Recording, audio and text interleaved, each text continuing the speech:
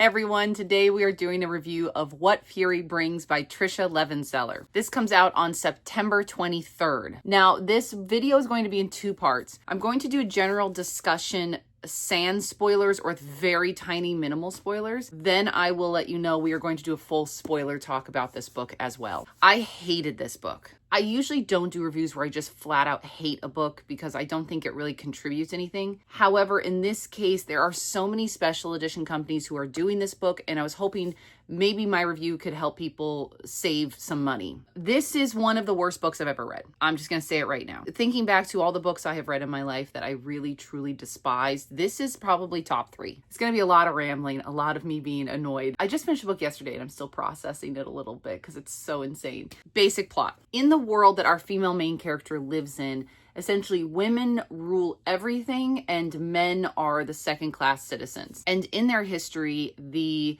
men, like sort of the men of the higher class families, tried to rebel a little while ago and they were actually all murdered off. If you are a highborn woman of this society and you want to get married, you essentially go and steal a husband from a neighboring kingdom. Our female main character is named Alara. She is up to be the next queen of her country, but she's competing against her cousin. And in general, the noble family sort of like her cousin more, so she feels like she needs to do this grand sort of gesture of showing how strong she is. She decides she's going to go steal one of the princes from the neighboring country of Brutus and basically steal him back and make him her husband. So she tries to steal the second born son, who is known to be very beautiful and he's a poet and all of that. But instead, she accidentally steals Sanos, who is the crown prince and is sort of the warrior general prince who is going to be king someday. And she doesn't know this. She doesn't realize she stole the wrong person. So she drags Sanos back to her country and basically has to teach him how to be a good husband. Tricia Levenseller has written quite a number of YA books, of which I have read 4 of them. This is her first adult fantasy. I was very, very, very excited to read this book. I have read the Daughter of the Pirate King, Daughter of the Siren Queen series. I also read The Shadows Between Us and The Darkness Within Us, I think is the name of those 2 books. I really didn't like the first book of that series, which I read like 4 years ago, but I actually quite enjoyed the second book. And my number one complaint with that duology was that they should have been adult books, but were kind of put into this YA genre. So when I found out that Tricia was writing a adult fantasy, I was like, yes, like I was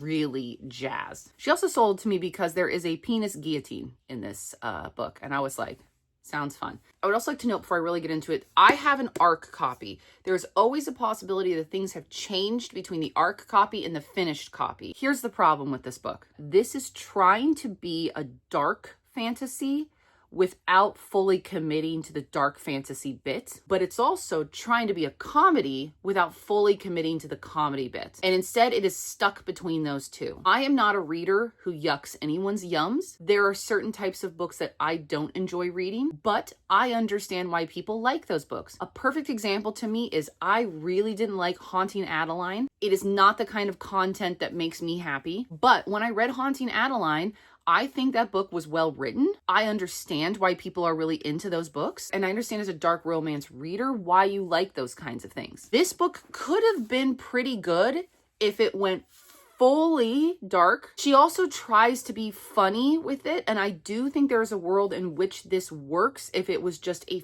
full-blown comedy, kind of in the style of like Assistant to the Villain, where it sort of, but kind of not really made fun of the dark romance genre to a certain extent. But simply put, this is the 5th Tricia Levenseller book I have read.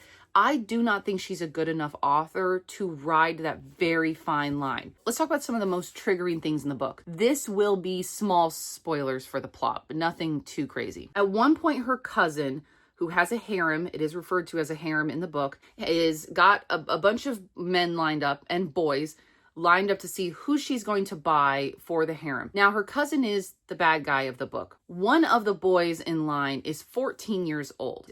That's the one she buys. And the female main character remarks like within her head that her cousin will say she's going to wait to bed him until he's of age, but she actually won't do that. She will probably do it that day. My bigger issue is that the female main character at no point thinks this is wrong. There's a generalized like, oh yeah, it's not a perfect society, but she herself does not think there's a problem with this. There's also another scene where the male main character, Sanos, is being sort of washed and groomed by male eunuchs. He says he's uncomfortable with having strangers touch him. So the female main character is like, what, you don't like being touched? And he's like, I don't like being touched without my consent and by strangers. And she goes, who cares? And again, this is supposed to be a character I'm rooting for. I say this and I understand she's trying to flip the narrative of like this happens in books where the male main character does that to the female main character. But the difference is that in those books, they are considered darker romance books. They're more towards a specific kind of reader that reads those types of books. And I don't feel like this is being marketed towards those readers. This is being marketed towards the romantasy crowd. Besides all of that, this book could have maybe been enjoyable just for the kitschiness of it if the writing was actually good. The writing is so bad. I don't know how editors looked at this. Okay, now we're going to go into a more specific spoiler discussion of the book. The plot holes are unbelievable. And so I want to talk about some of those along with more specific things that happen that really just grossed me out. The very beginning of the book, Alara, our main female character, is battling the king of Brutus. But in this fight that seems to happen at the beginning, she easily beats him. Like, it just seems like it's almost a joke that his army thinks that he can stand up against her army. It's so much of a joke that she beats him in this battle that she ties him naked to the town square in Brutus. So then at the end of the book, she has to do a one-on-one battle with the same king to the death. And suddenly he's this god of sword fighting. She gets like really wounded in this battle. And I'm like, what is this? Like, so first of all, just that made no sense. That's the least annoying of them. The women in Alara's country are super strong. It's never specified whether or not they're just strong like a big lumberjack man or if they're like Wonder Woman strong. It appears that they're more like Wonder Woman level of strength. But Alara, our female main character, was not blessed by the goddess with this strength. It is never explained why she didn't get these powers. It's just some big secret that nobody knows she doesn't have it, but also she's the general of the army because she is the best fighter. But if everyone there has Wonder Woman level powers, which it sure appears it does because they like pick men up by one hand sometimes, then I think it'd be pretty goddamn obvious that she doesn't have those powers. She wouldn't be the general if literally every person in the army has Wonder Woman powers and she has zero.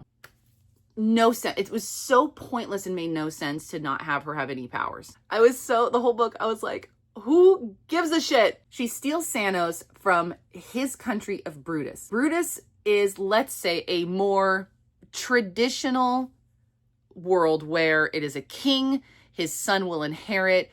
But like, let's just say it's the world that pretty much every fantasy book is written about. Army has men, king is a man, there's wives, they get married, they have children. It's just a completely normal society. But the women warrior country speaks as if the women in that country are so repressed. They are treated horribly. They are just beside themselves on how badly women are treated in Brutus, when there is zero indication that that happens over there. In fact, the only example that Alara gives Sanos as things that happens in their country is that they have brothels. That's it. That brothels exist and therefore women are horribly mistreated over there. The women of Alara's country also call the women of his country whores. So the only example they have for women being mistreated is the fact that brothels exist, but there is absolutely zero indication that whether or not those women actually wanted to work in that brothel or they're being forced in that brothel. It's just assumptions being made. But let's just say,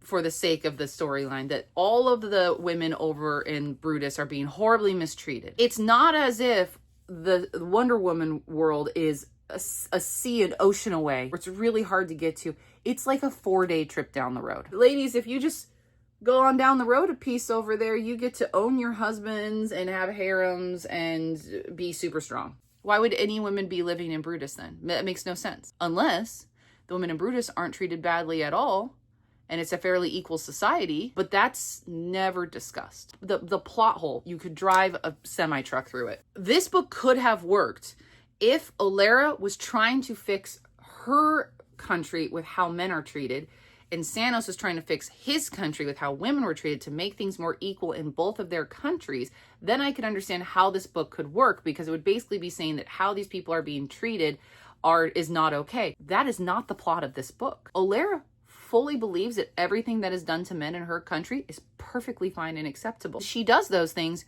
to Sanos when she abducts him. So that includes things like piercing him against his permission. To lead him around town, she puts nipple clamps on him. He's not allowed to just walk around. He has to be fully in chains the whole time. She touches him without his permission, and he hates her. He is trying to get away from her. He is not enjoying his time there at all. When we finally get sort of a spicy scene, she has him chained up where he can barely stand, blah, blah, blah. Now, at this point, he still hates her. Their sexual scene, he can't touch her at all. So what she does is to help him along, she sticks a finger up his butt. And apparently there's a magic button back there, because after that scene, he is in love with her. That's all it took. One up the butt. They're living pretty now. And again, I don't yuck anyone's yum.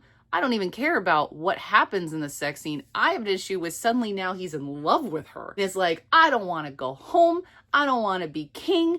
I don't even care if all of my siblings die because I'm missing. I love her so much. What? Then we finally do get a full sex scene at the very, very end of this book. I keep saying how spicy this book is. No, it's not. And it's just the most poorly written, boring sex scene on top of it. Also, I was really shocked. I found about halfway through this book. This is a standalone book. I had about 40 pages left and nothing had been resolved. We still had no real world building. And then there's this really weird wrap up at the end with a wedding between the two of them. His dad dies towards the end. So is he going to go be king of his nation? We don't know. She's still just the queen elect. She's not going to actually be queen yet. So is anything going to be fixed between their two countries? No, nobody knows. Have any plans to make life better for anybody? No. And all of his brothers just show up for the wedding and they're like, hey, sister-in-law, as if she didn't abduct him and torture him. When I say this was a hate read, this was a hate read. There are going to be other people who make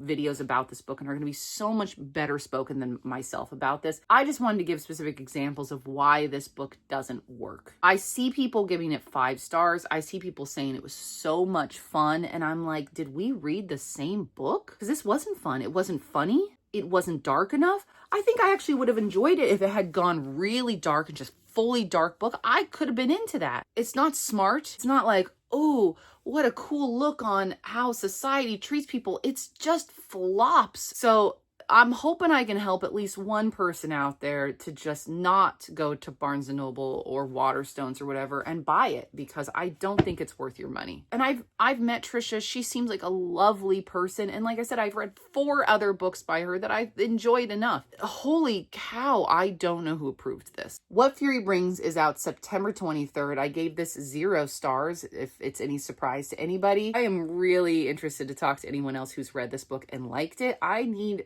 specific reasoning, not just, oh, I thought the vibes were good. I read books based off vibes all the time and love them. This one, no, that's not going to be a good enough excuse for me. All right, everyone, have a great day. Bye.